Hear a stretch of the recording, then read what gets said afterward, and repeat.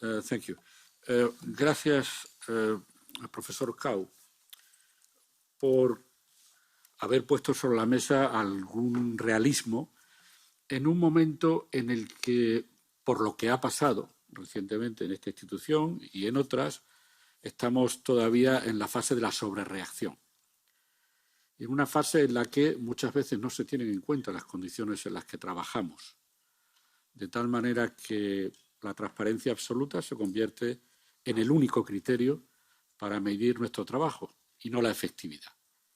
Y ahí seguramente habrá mucho que discutir sobre si retransmitir en directo los trílogos sería útil para tener legislación europea o no. Otra cosa es hacer públicos documentos, pero no estoy seguro que una negociación política deba ser retransmitida en ese ámbito. Como decía, estamos en el momento de sobrereacción del Qatargate. Mire, nosotros somos políticos, nosotros no somos funcionarios.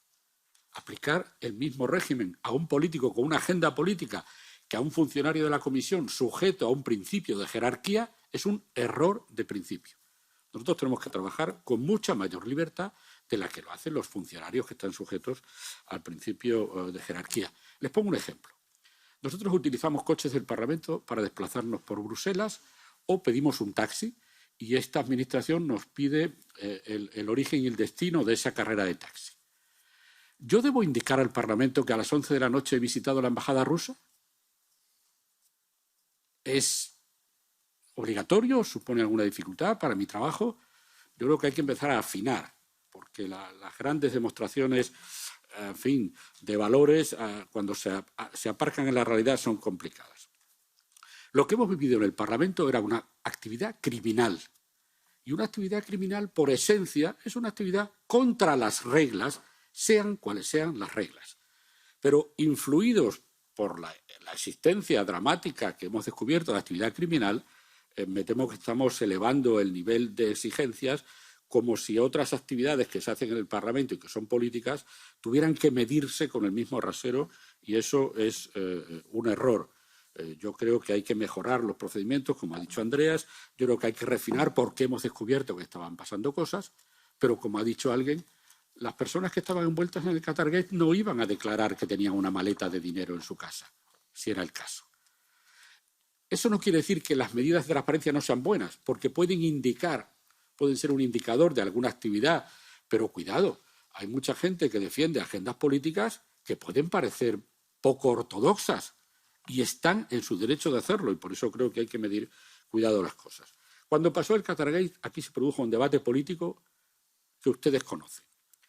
La sospecha habitual de influencia eran los lobbies, el mundo económico, pero el escándalo afectó a ONGs de derechos humanos.